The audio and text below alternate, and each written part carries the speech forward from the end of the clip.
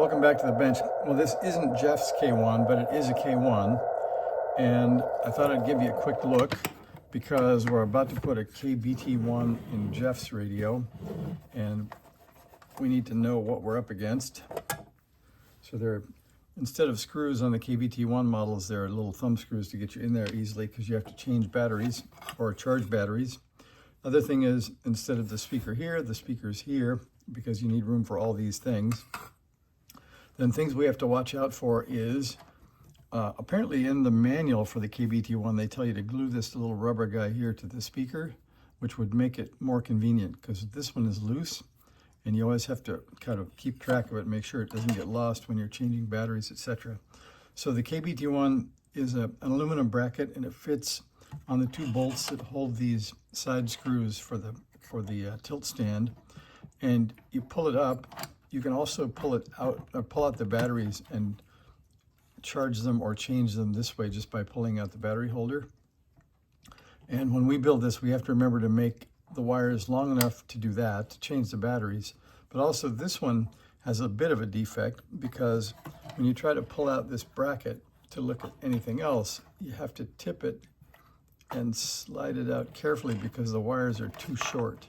So we're going to make Jeff's batteries long enough to actually get the adapter out without having to sort of do this weird tilt thing.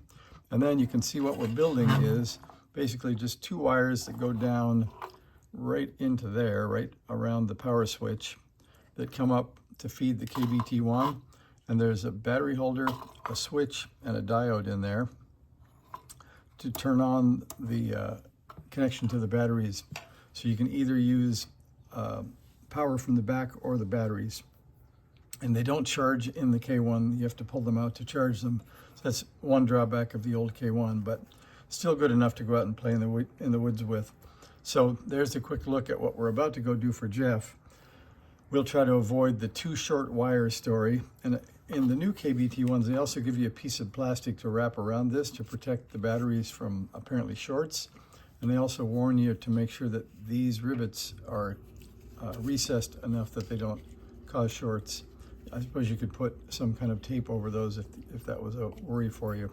So again, this just slides down over two slots, and this one is super tight to get it in without causing you to rip the wires loose. That slides in like this. There are two rubber bumpers down here to hold the batteries in place, and then you put your speaker with the rubber gasket in the hole, and that's the only mounting for the speaker, and then it gets sandwiched down with the case.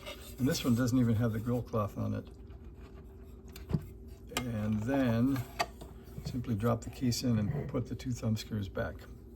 So that's the story. We're about to go do that for Jeff. So that's my KBT1 intro. Thanks for watching.